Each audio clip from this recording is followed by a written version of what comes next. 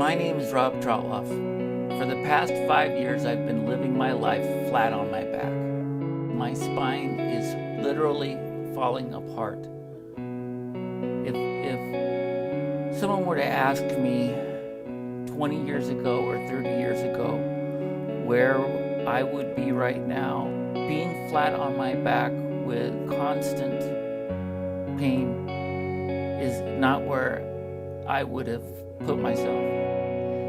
Rob has, I think, maybe 20 different medications.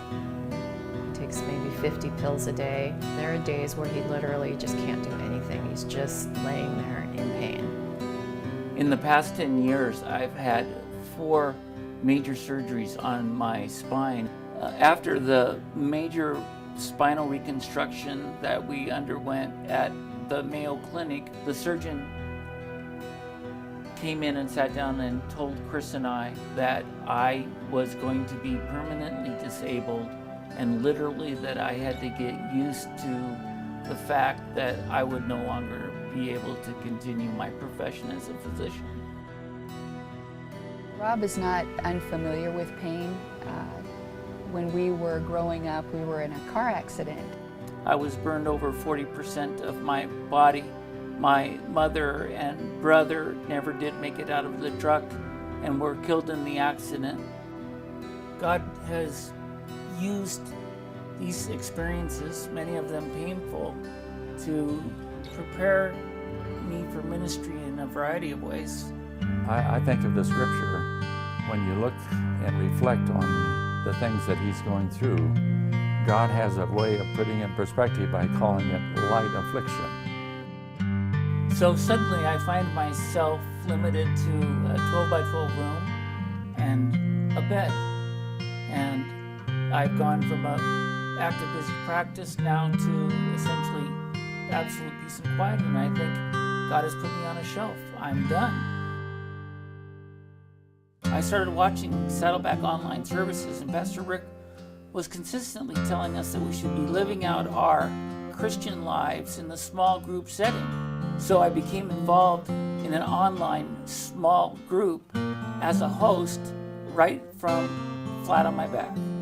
As I'm watching services, as though Pastor Rick were speaking to me, he begins to talk about the importance of sharing our faith on a daily basis. And I think, there's no way I can do this. I don't even get out of the house except to go to the doctor. And I began to pray, God, use me, and you're going to have to bring it to me because I can't move. Then a friend from Saddleback gives me a call and asks if I would be interested in working with the peace team that's going down to Rwanda. They're beginning a pilot program called telemedicine, in which doctors with difficult patients can contact U.S. physicians and ask questions about how to deliver the best care. Dr. Poli, Yes, sir. were her neck veins distended? Yes.